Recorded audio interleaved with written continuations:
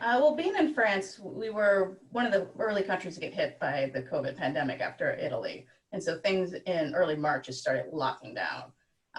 She had to switch from working at home. And even though I was already working from home, I couldn't go out and enjoy life.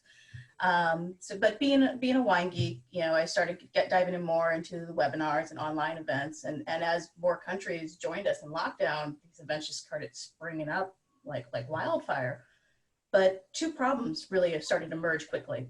One, how do you find these events? They are spring up everywhere, because especially the events that are held by wineries, unless you're actively following those wineries on their social medias or part of their mailing list, you usually don't know when their events are happening until after it's already happened and you hear people talk about it.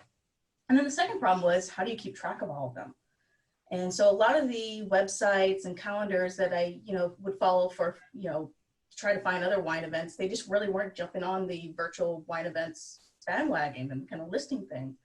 And Beth, being the techie, she noticed that the domain names virtualwineevents.com and onlinewineevents.com weren't taken. So that means nobody else was going to do this. And with her having some downtime and kind of itching for a project, she jumped on it. And it's been, about 6 weeks that it's been up and live? About 6 weeks, yeah. Yeah.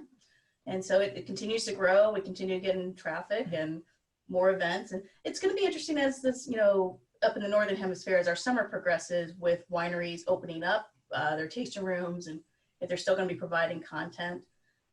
But it doesn't look like COVID's going away completely globally. So, and I think the idea of doing online events are already developing a niche beyond the pandemic.